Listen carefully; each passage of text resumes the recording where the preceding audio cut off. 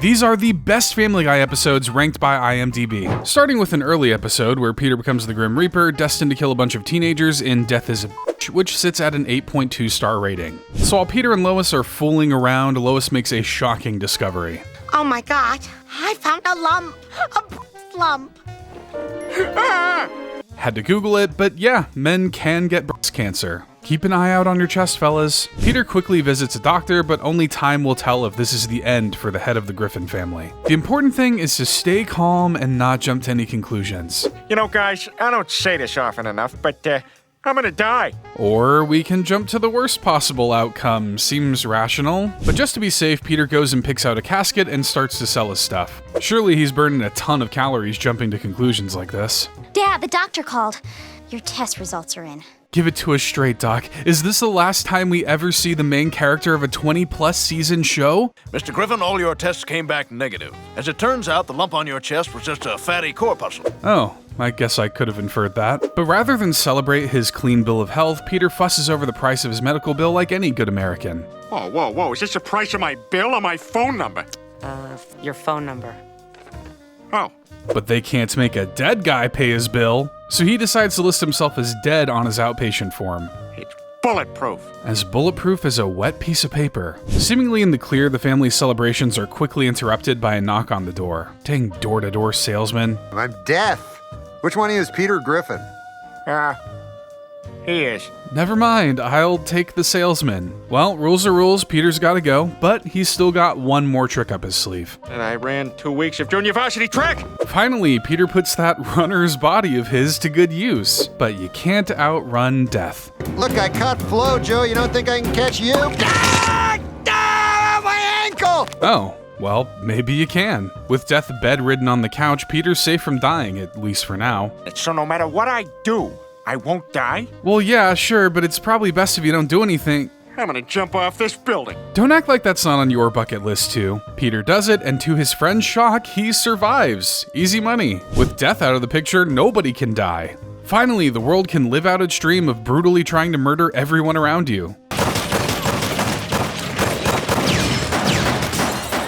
Beats the hell out of paintball, I'll tell you that. Back at home, Lois asks Death to spare Peter. After all, you can't have Family Guy without the guy. Okay, I'll spare his life. But Peter isn't out of the clear yet, as now that everyone knows they can't die, Peter must make things right. You have to go out there and do my job. You have to be Death. And he didn't even have to apply on LinkedIn. In order to shock the world back into fearing death, Peter needs to eliminate someone who's a big deal. You'll kill the kids from Dawson's Creek. Okay, so a big deal for the year 2000. Once on the cast's airplane, Peter has second thoughts about going through with the plan. We like being alive. I guess it's their time. Yeah, they've had a good 10 years of life. Maybe that's when we should all go. Just give me a dog's lifespan. I changed my mind.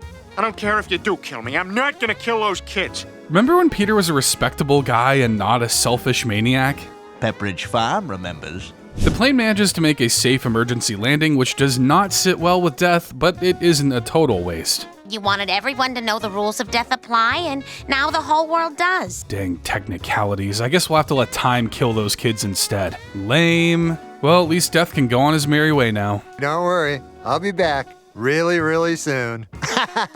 Overall, this episode's regarded as a classic, remembered for its absurd premise and a great guest role from Norm Macdonald as Death. Some have seen this as the point where Family Guy really started to take off, laying the groundwork to become the pop culture icon it would later be known as. But death does eventually come for someone as Stewie finally achieves his lifelong mission of murdering Lois in the aptly named episode, Stewie Kills Lois, which has a rating of 8.3 stars. So Peter and Lois head off on a romantic getaway cruise, just minus one person who was sure he had an invite. No, you can't leave! Not without me! I'm the baby!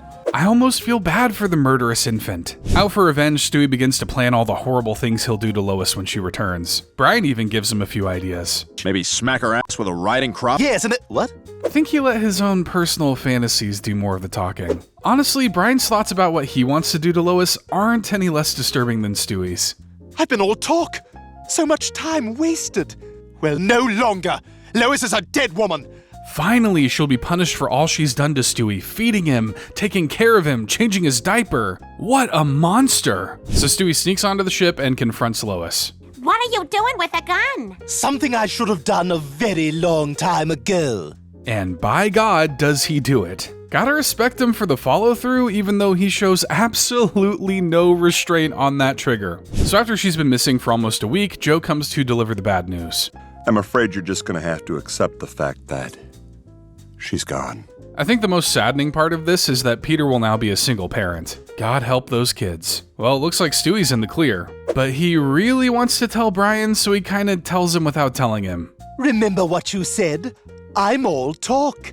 I wouldn't possibly go through with it. Yeah, I think only a psycho could do that with their neck. Brian promises he's going to expose Stewie and bring him to justice for what he did. And Stewie, well, he should probably see a chiropractor. Oh God, I've really screwed myself up here. So Stewie decides to throw away all the evidence from his crime, which is pretty convenient considering Joe, Cleveland, and Quagmire come to snoop around for clues, suspecting that Peter is the killer. There's no doubt anymore. Peter murdered his wife. I'd say the bigger crime is that they think Peter has the art skills of a 1-year-old. But surely Peter can prove his innocence. After all, he's the archetypal American father. And have you ever struck your wife? Only in front of the kids to assert my status as dominant male of the pride. On second thought, maybe give him the electric chair, just in case. It looks like Peter's gonna be declared guilty, but much to everyone's shock, except us, because we're so smart, Lois shows up. Lois, you're alive! And this mama has a bombshell to drop about her would-be killer. It was Stewie. Riveting, heart-stopping, false advertisement? For fans of the series, this was an exciting payoff to Stewie's lifelong mission and a suitable 100th episode for the show. Balancing both drama and comedy, it's easy to see why this episode is regarded as one of the greatest. But you won't have to wait long to see how that story ends, as sitting at 8.3 stars is the follow-up episode where Lois sets out for murderous revenge and Lois kills Stewie. Picking up where things left off, Lois explains how she was saved by an absolute crime against nature. I wish to make love to you. Oh, no, thank you. Horrifying, but now I'm kinda wishing The Little Mermaid had this type of mermaid instead. Suffering from amnesia, Lois stumbles into North Carolina where she works at a fat camp and accidentally dates a white supremacist. You're telling me you never saw the back of that guy's head? You know, it's remarks like that that started the Holocaust, and I know none of us want that to happen again. Yeesh, tough crowd. But the bottle gives her memory back, so now we're all caught up. Time to give a baby the death penalty. Mom, Dad, Stewie's gone. Should have kept that thing on a leash. So the city starts a manhunt or baby hunt for Stewie, but the family finds him at home. So, it's all out in the open now, isn't it? It never ends well when a baby gets a hold of a gun, and it's weird that it happens quite a lot. Ah, America. But when Joe comes knocking, Stewie makes Brian answer the door and strike up some casual conversation with him. Say, ha ha ha ha ha, you're in a wheelchair. Ha ha ha ha ha ha, you're in a wheelchair. Come on, Joe, stand up for yourself. Oh. During feeding time, the family is surprised by a visit from Cleveland. Hey, Griffins, just checking in. Now we'll never get the Cleveland show. Is that a good thing or bad thing? Needing to flee, Stewie ties up the family and holds Brian at gunpoint to drive him elsewhere. While driving to who knows where, Stewie starts falling asleep. Aw, babies are always so cute when they sleep holding their little guns. Somebody's gonna be cranky that they didn't get their nap. Back at the house, the family snoops around in Stewie's room for clues and ends up finding his sick weapon stash. Honestly, man cave goals. Just me and the boys hanging around our WMDs and rocket launchers. Brian and Stewie eventually make it to their destination, the CIA. Posing as agents, the two sneak inside and find what Stewie needs to conquer the world. This terminal will allow me to take command of the satellites which control the world's power grid. Not if Joe has anything to say about it. What? It's Stan. Oh, sorry, you look sorta like someone from... Anyway, I'd drop the gun if I were you. I kinda see the confusion, but he's got black hair, Joe has brown hair, and there's definitely no other glaring difference between the two.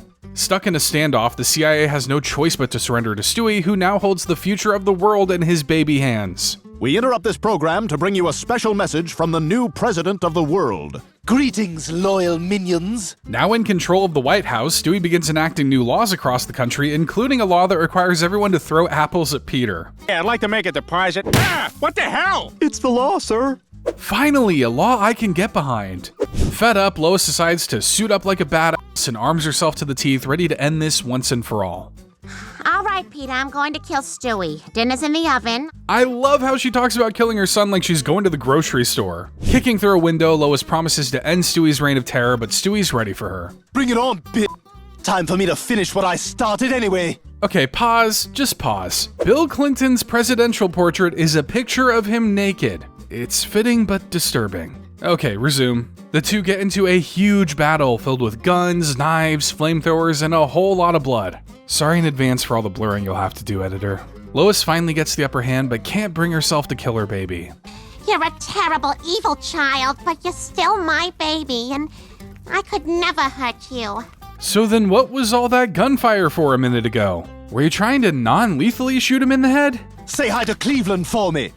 Oh, and Mr. Weed. Man, RIP to a real one. Luckily, someone else is A-okay with shooting a baby. It's just been revoked. Great one-liner, but poor timing on his end. Still, A for effort. Stewie is finally dead. But it turns out the whole thing was just a simulation to see how killing Lois would go for him. Not well, apparently. I suppose I'm not ready to kill Lois or take over the world. Yet.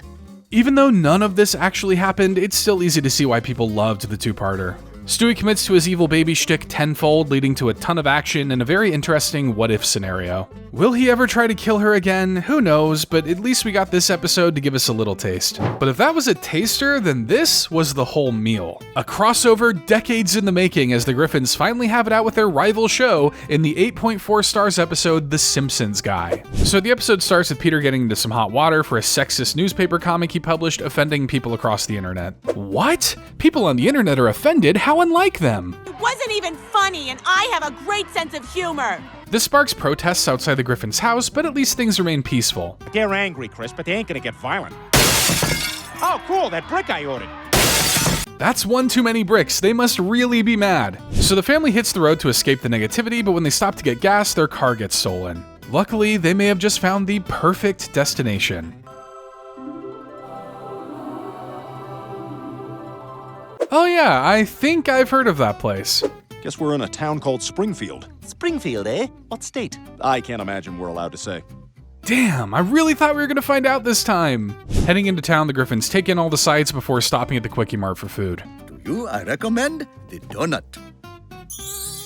Honestly, I don't think I've ever seen Peter with a donut. Maybe some other iconic cartoon family owns the rights to them. I forgot to mention all our money is in our stolen car. Thank you, come again. But out of the darkness, a hero emerges. Apu, a dozen donuts for our albino visitors. Homer and Peter seem to hit it off, probably because they have a lot in common. Too much, some have said. Donut. Donut. The Simpsons decide to take the Griffins in, and Homer suggests he and Peter try to find the missing car on their own. With their minds together, they can probably make up one whole brain cell. The two make a dynamic duo, even if Homer can't properly set up a cutaway. A greater team than... keep going. So their brilliant ideas for finding the car involve drinking gasoline, holding a brain-scarring car wash, and using a giant magnet. What do you mean none of these worked out? Luckily, the car is right under their noses and eventually over Peter's entire body. Oh dear, I was using that car as pants. I've been there, man. Some days you just haven't done laundry and decide to steal a car instead. So Peter and Homer celebrate at the bar. To thank him for his help, Peter offers Homer some Pawtucket Patriot Ale from Quahog, but Homer doesn't have the best reaction to it. It's not good. This beer tastes exactly like Duff. It's just a lousy ripoff. Them's fightin' words. Peter says maybe Pawtucket was just inspired by an already popular established brand. Surely this has a double meaning, I just can't put my finger on it. Well, your livelihood is based on fraud. Look at this. Huh? So it's really the same thing with a new coat of paint on it. Still sounds like they're talking about something else, but what could it be? Unfortunately, a lawyer from Duff was just waiting to sue somebody, and they finally found their target. So the trial brings in citizens across Springfield and Quahog. You know, when you put them side by side like that, I can kinda see a resemblance. You like sex? I don't think we're very similar. With the court ruling in favor of Duff, the Griffins plan to return home to find Peter a new job. When Homer tries to apologize to Peter, he says what I feel a good chunk of the world has been saying for the past decade or so. I am over The Simpsons. Well, what are you saying? I'm saying The Simpsons suck. Well, he's not a giant chicken, but he is yellow, so that'll do. 20 plus years of rivalry boils over into a huge fight, taking them across town to the power plant and all the way to space before they crash an alien spaceship into a gorge where the fight ends in a stalemate. I just wanted to make you laugh and cry. You see, I'm a family guy. As it turns out, they aren't so different, and that's a good thing. I understand. I'm The Simpsons. Well said, Homer. Do I really need to explain this one? It's Family Guy and The Simpsons together. Two fan bases collide in an episode filled with cameos and fun comparisons between the two icons. It's a crossover that was decades in the making, and it seems like fans all over the world were happy to finally get it. As for which is the better show, well, I'll leave that one for the comments section to fight about. But before you rush to the comments section, let's take a look at Yug Ylimaf? I tried my best. An 8.4-star episode where Stewie must race to unreverse time before he's erased from existence. So Brian's trying to pick up chicks at the bar. Poorly, I might add. To seal the deal, though, he hits them with the phrase every woman wants to be told. I have a time machine. You do? That's my go-to at bars too, and I only get rejected like a little more than half the time. So Brian sneaks the girl in and takes her back to 1865 in Ford's Theater. The two make out, but if my history lessons serve me correctly, there's something not so romantic about this place. Oh my god, the president's been shot! Ah, yep, there it is. Brian continues to bring girls into the machine, but fails to notice it keeps track of all the years traveled. Just reverse it and take off the miles. That's what I do when I take my dad's car out. Thanks, girl who is definitely too young to be sleeping with Brian. He gives it a try, but this causes the machine to melt down. What's happening to my time machine? I don't know, man. I saw Meg leaving a minute ago going, mwahahaha. Yeah, that does sound like Meg. The two are thrown back and knocked out, and when they wake up, they find the time machine destroyed, along with the evidence of Brian's escapades. You want to tell me about this? Hey, those could be Meg's. Hell, they could also be Stewie's. But they've got bigger things to worry about than panties. But somehow my machine seems to have reversed the direction of time. Since no one wants to watch an episode where everyone talks in reverse, Brian and Stewie seem mostly unaffected by the timeline change. That is until Stewie experiences a reverse diaper change. Now get this turd-filled sack off! Oh my god, it just went back in my body! Great, now I have to think about that all day. The two are enamored by what they see, witnessing everyone working backward, even Peter's chicken fight. But time seems to be moving faster than they thought. They notice Cleveland across the street, who was off starring in a show 10 people watched at the time. Oh no, no, no, no, no! Not only is time speeding up, but now it's starting to affect them. What the hell was that? This is more intense than when I fought a rabbit in that karate tournament. Reverse cutaways? The universe really is falling apart. Things grow increasingly dire as Stewie's teeth start to go back inside his gums, meaning that if they don't act soon, Stewie will be unborn, and I am not sticking around to see what that looks like. Stewie tries to fix the time machine as fast as he can, but starts to feel weird when his legs give out on him. I think I know what that major trauma was. My birth! Something tells me this is about to make the reverse pooping look like a walk in the park. As expected, the family starts to take Stewie back to the hospital, leaving Brian to figure out how to fix the machine all on his own. I don't know how to fix that machine! Trust me, you can do it! You're so talented in so many ways! Like what? Anyway, things get down to the wire when Stewie is put back where he came from. So sorry if this is how you're finding out where babies come from. No! With only one idea to try, Brian replicates what he did that night, but moves the dial forward instead of backward. It can't be that easy, right?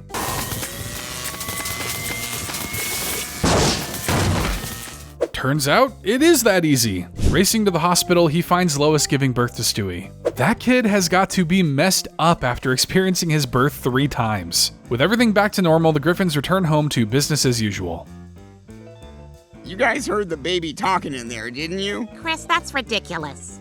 With its interesting plot and deconstruction of the show's tried and true formula and a little trip down memory lane, it's no wonder why this is regarded as one of the best episodes the show has to offer. Still can't forgive it for making me think about reverse birth though. But we aren't done with time shenanigans, because sitting at an 8.4-star rating is Meet the Quagmires, an episode where Lois marries and has a family with Quagmire. So Peter's jealous of Quagmire's love life and becomes desperate to be a teen again so he can sleep around. I was dating Lois the whole time. I never got to be wild. Yeah, but you got Lois. You literally won at life. Meanwhile, Horace falls while trying to fix the TV, leading our old pal Death to make an appearance. Nope, he's just knocked out. Damn. Perfect timing. Peter asks Death to do him a solid and let him go back to being 18 again. Is that something the Grim Reaper can usually do, just go back in time like that? He really is a skeleton full of surprises. Let's go. But just for one night. Zapping back to 1984, they find themselves at the pool where Peter used to be a towel boy, appearing 18 to everyone else. Does that mean Brian's invisible since he wasn't born yet? Never mind that, we finally meet the woman Peter can't wait to cheat on. Lois, we got the rest of our lives for me to not hear a word you just said, but tonight I got plans with Cleveland. I know he's stupid, but is he really that stupid to pass up a date with her? Peter enjoys his night on the town by making out with a different redhead.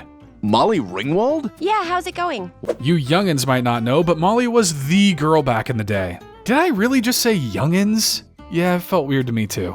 All right, Peter, your time's up. Oh man, already? But don't worry, Peter, in the present, Molly isn't too far from you. We've been married for 20 years. What's wrong with you? Peter and Brian find their home completely changed. You're telling me one of the biggest actresses of the 80s couldn't afford something bigger than this? Hey, where the hell is Lois? That's weird. Looks like she's coming out of Quagmire's house. You'd think she'd be running as fast as she can to escape, but no, it turns out she and Quagmire are actually married. Let's go play schoolgirl and guy who has sex with schoolgirl. When they attend dinner at Quagmire's later that night, he meets his would-be kids. Dang, those Quagmire genes are strong. Peter tries to win back Lois, but she says it's a little late for that since Peter always wanted to party with his friends while Quagmire was there to make her feel loved. I know we're supposed to feel bad for Peter, but Glenn may just be the better option. Oh, Glenn, I love all your jokes and your dirty puns. That's why I married you. The pair run into Death again and convince him to do a do-over, but after one attempt... Crap! Death! 2 attempts? Death! 3 attempts? Oh, crap! Death! Death has had enough. You know what? I'm not doing it again. Screw this! No more mulligans. You're on your own. I'm with the skeleton. You're working Death to death. Peter goes to apologize to Lois, but she's moved on to her backup. I'm going to the country club dance with Glenn. So if Peter doesn't fix things with Lois before the end of the night, his future with Lois will disappear. This will require grit, romance, and most important of all, absolute focus. And then another. Peter! Oh God, sorry. So Peter and Brian sneak into the dance through an air vent, accidentally knocking out a member of the band in the process. Peter tries to butt into Lois and Quagmire's dance, but she doesn't want anything to do with him. You had your chance with me and you blew it. Now leave us alone. Well, there's always plan B. Hey, Quagmire! Huh? Somehow a violent punch and a surprise kiss makes Lois fall in love with him again. I guess Quagmire must forgive him at some point, but dang, I'd be holding a grudge for eternity if I was him. Anyway, there's only one way to end this happy moment, by rickrolling the entire audience. Never gonna give you up, never gonna let you down. What If episodes are always fun to explore, and this episode was no different. Not only does it show an interesting alternate timeline, but it's one of the rare genuine moments where Peter shows how much he loves Lois. It's certainly a classic and one of the best episodes of the early seasons. And speaking of classics, the 8.5 star rated episode PTV saw Peter and the show almost get cancelled thanks to the FCC. So Lois forces Peter to go to Meg's school play despite his desire to be at home watching the Emmys. I bet he's trying to find out if he's winning one or not. You are not watching the Emmys tonight, now shush. But when Peter finds out the next day that an actor had a trouser malfunction at the Emmys, accidentally exposing himself to millions, he's obviously mad. Sounds fun, but does it hold a candle to the 1974 Oscar streaker? Sure, he's mad, but not as mad as the FCC. 20 billion people were offended by this. Needless to say, something must be done. 20 billion? That's like if everyone in the world watched it twice. The next day, Peter finds all his favorite shows needlessly censored to avoid anything inappropriate. It's the Van Show, starring Van. Brian guesses this is the FCC, or the Federal Communication Commission, overreacting to the Emmys incident. To combat this, Peter starts his own television station. Remember those? They're like streaming services, but smaller. With the promise of uncut, uncensored content, Peter's station takes off to the point where he starts creating his own programming, like the Peter Griffin Side Boob Hour. How about that side boob? That turn you on? Well, it shouldn't, because that's my side boob. Now, that's quality television. Angry over the crude and dangerous content Peter's been putting out, Lois decides to call the FCC. This doesn't worry Peter, though, who just so happens to have a song just for them. Here's the plain situation. There's no negotiation with the fellas at the freaking FCC. Not only is it catchy, but it also serves as a nice trip down memory lane of Family Guy's most controversial moments. These old seasons might seem tame, but they actually had people crapping themselves back in the day for being too edgy for TV. The FCC comes anyway and shuts down PTV, but they don't just stop there. No, they won't stop until life itself is censored as well. What are you doing? Censoring real life. His chin looks like balls. You want me to cover that too? Until the Griffins clean up their act, the FCC will continue to censor them, even things they say in their own home. Oh, Lois, you are so full of What? No, I can't say in my own house? Okay, the FCC's rules are starting to sound like bull. Oh no, they've gotten to me too. Lois tries to cheer Peter up with a little lovin', but even that is against regulations. No moaning, no tongue kissing, no thrusting, no movement whatsoever. Alright, I guess we need the dolls. Dwayne, you know what to do. After 2 weeks of this nonsense, Lois is finally ready to admit he was right, which means he finally gets to do this. I set that thing up 15 years ago. And it'll probably be another 15 years before he can use it again. In Washington, Peter draws Congress out of its halls to protest the FCC. He argues that the very fabric of the nation is intertwined with crudeness. The Washington Monument. Looks an awful lot like a penis, doesn't it? Oh god, we really have been making wiener jokes since the beginning of civilization, haven't we? This sways Congress's stance, and before they know it, the censorship ban on Quahog is lifted. People have always seen Family Guy as controversial, but back in the day, they were under more scrutiny from censorship boards. Heck, they were even canceled twice. PTV was a great clapback at the years of censorship the show faced, giving us an iconic song and some actual commentary on how we view the media we watch. It was around this time when Family Guy really started to blow up, and it's not hard to see why this episode could be seen as one of the many that brought it there. And there's nothing more controversial than killing characters, which is exactly what the show did in the murder mystery episode with an 8.7 star rating, and then there were fewer. So things start suspiciously as Peter and his family are invited to a gala in his honor. In a just world, this would either be an intervention to confront Peter's drinking or a sting operation to arrest him for all his crimes. But this, dear viewer, is not a just world. The family arrives at a cliffside manor, but is confused to see almost everyone in town got an invite. Well, at least everyone with a name, sorry to Quahog's background characters. Later at dinner, the host of the evening is revealed to be the devil of Quahog himself. Good evening, everyone. James Woods? Yes, the voice of Hades says he's now a born-again Christian and wanted to hold this dinner as an opportunity to apologize to everyone he's wronged. Damn, everyone in town hates you? That's pretty impressive. Maybe they should throw a party in your honor.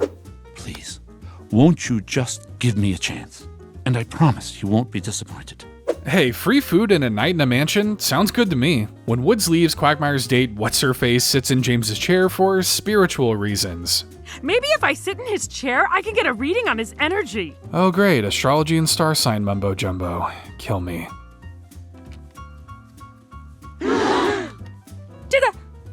Did the cork hit me?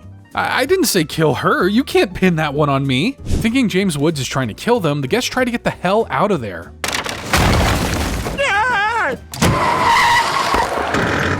Well, Lois, bet you really wish you let Peter keep the Petercopter now, huh? Okay, so there's no way to leave, and there's no service. We're really ticking all the horror movie cliche boxes in record time, huh? Anyway, it's gotta be James Woods, right? I didn't kill anybody!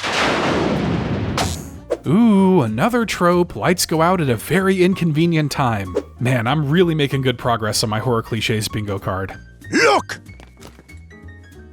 Clearly, he also made enemies out of all the cutlery in Quahog. Wait a minute, Joe! Look! Ah, so Woods was supposed to get shot by that gun, not Quagmire's date. And the plot thickens. Now the question is... Who here wanted James Woods dead? Great question, considering we're at the I Hate James Woods dinner party. I wouldn't be surprised if every guest played a part in putting that knife in his back. So it's time to snoop for some clues. Boring. Peter's got the right idea. Go, go, Gadget skis!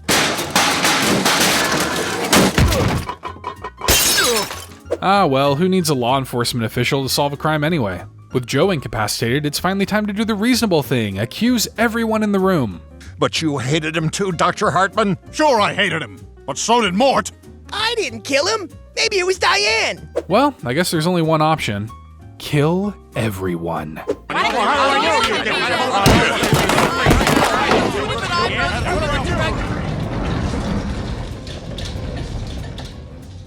Well, well, looks like the plot gets even thicker, but like thick with 2 C's. So the door leads to a secret office with evidence that Muriel used to sell opioids to Woods. He threatened to blackmail her by turning her into the feds. Good enough for me. Looks like Muriel's the killer. I knew it from the beginning. But before she can be caught... She's gone! What is with the wiring in this place? You'd think a mansion outfitted with 100 secret passages could keep the lights on during a thunderstorm. So the group splits up to look for her, but when Brian and Stewie hear a scream down the hall, they find Muriel dead with the same knife as before in her back. Is anyone gonna arrest that knife already? Muriel, my sweet Muriel. She was so young. She was so beautiful. She was so generous.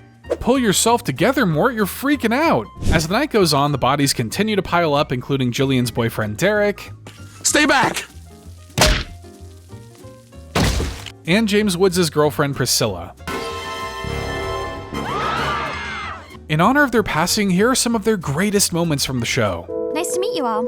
Hey, kiddo. Okay, that's enough. Priscilla was found in Tom Tucker's room, so he must be the murderer. I knew it from the beginning.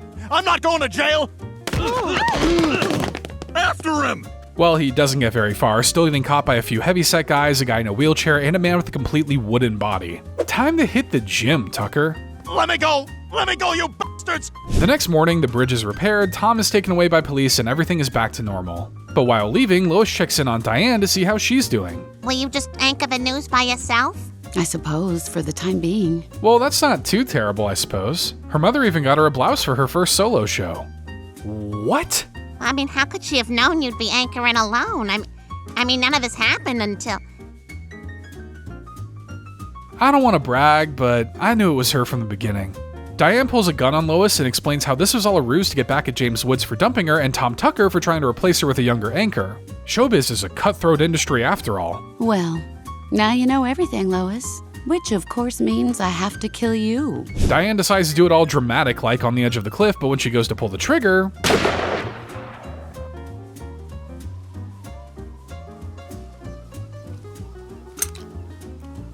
Must have been one of those pesky guns that shoots yourself. After all, there's no one around, except for someone all the way up in the tower.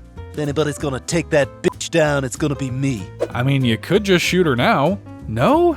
Later? God, your motives are so all over the place, Stewie. So yeah, this was a fun one that featured a twisting mystery, an ensemble cast, and even killed off a few characters for good. Characters no one really cared about, but characters nonetheless. Not hard to see why this is hailed as a modern classic. But nothing says classic more than the very first episode, only in this case, it's the time when Stewie and Brian time traveled to it to save the future in Back to the Pilot, which had an 8.8 star rating. So Brian wants to find a tennis ball he buried somewhere in the yard back in 1999. Luckily for him, he knows a baby with a time machine. And this seems like just the kind of pointless thing to use a time machine on. I remember the exact day, January 31st, 1999. Man, I can't even remember what I had for lunch yesterday. You might be the only dog with a concept of time, Brian. The duo teleport back to the roughly drawn year of 1999, where they find their house and themselves seeming quite different. It's been over 10 years and Stewie is still 1 year old. Does he just never have birthday parties? That's kinda sad. Look at you. You look like a prize at some Mexican church carnival. Excellent. The mind control device is nearing completion. Brian manages to find the spot where his ball is buried, but Stewie has to remind him of the golden rule. Brian, there's one rule of time travel, and that is, do not alter the past in any way or the consequences could be dire. Really? Because I remember you saying something a little bit different in another episode. Nah, you can do whatever you want. Stewie and Brian return home, but it looks like Brian did make a change to the past. Look, they're about to announce the unveiling of your statue on the news. Statue? For what? What do you think, Mr. National Hero? Yeah, turns out he warned his past self about a tragedy so he could become a hero. But hey, that doesn't sound that bad, right? I mean, most of us would have gone back to stop that time our pants fell down in front of everyone at school. That didn't happen to only me, right? I bet 5 years from now, the world will still be better off for what I did. Is that so? To test that theory, the two teleport 5 years into the future, where everything now looks like that ugly new Rugrats show. Here's a cutaway. Matthew McConaughey is terrible. Okay, so it looks like crap and it's lazy as hell. But there's one less tragedy in the world, so this seems like a win to me. Well, I'll see y'all tomorrow.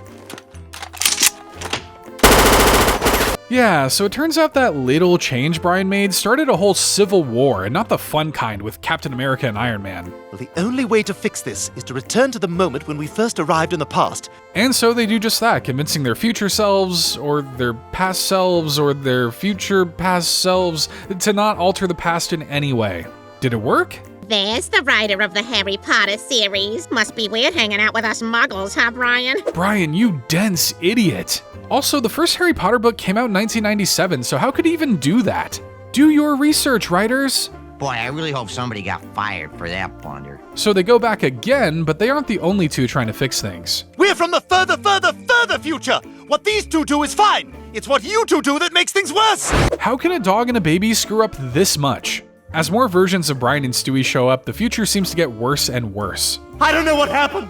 This is life for some reason. Don't do whatever you're about to do. I don't even want to know what's going on with that. Looks like we got a real Council of Ricks situation here. Somebody needs to take charge. All right, I can't follow what's going on anymore, and I'm assuming the rest of you can't either.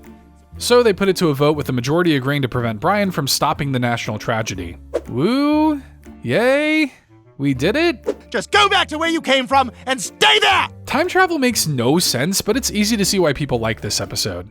It was super neat to see the old animation style and how it compares to today's quality, and it also uses the show's past to set up some pretty funny scenarios. This is definitely one of the best episodes of the show. But the best episode, sitting at a whopping 9.1 stars on IMDb, sees Brian and Stewie travel to multiple different realities in a race to get home in Road to the Multiverse.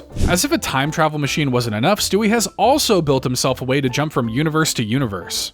Now, in each of these alternate universes, the reality is different than our own. Sometimes only slightly, sometimes quite radically. Yes, I know how multiverses work. I've seen Rick and Morty. Let's get into the cool stuff. So the first stop is a futuristic quahog, which is so advanced that they have flying cars, disease-curing pills, and attractive Megs. Science really can create the impossible. One poop removal. Wow, did I just go poop? You sure did, all digital. I don't know about that one. I'm too scared to use bidets. You think I'm just gonna let technology suck the waste out of me? Can we see more universes? Well, I haven't tried yet, but I don't see why not. The next few they check aren't as cool. One is Flintstones themed. Yes, I enjoyed rocking you up the rock last night. Gross. Then there's a Japanese-dominated one. Konnichiwa! Yeah, I don't think anything's topping the Hot Meg universe. The two decide to head home, but I don't know, something seems off. Peter? What? Turns out they made a wrong multiversal turn and ended up in some weird two-headed universe. Two heads are not better than one, and I want the idiot who came up with that saying to spend 5 minutes in this universe. Stewie, please tell me you know how to get us home. Of course I know how to get us home. Home looks a bit more icy than I remember. Luckily, the boys won't stay stuck for long, as Stewie's compliments make Brian's tail wag enough to push through the ice and reach the device. Just press the red button. Okay, which one's red? Press the big button. This takes them to the coolest universe yet. It seems we're in a universe where everything is drawn by Disney. I gotta gush about how cool this sequence looks and how well animated everything is. It reminds me so much of my childhood, but now I'm thinking about how Disney doesn't do 2D animation anymore, and now I'm sad.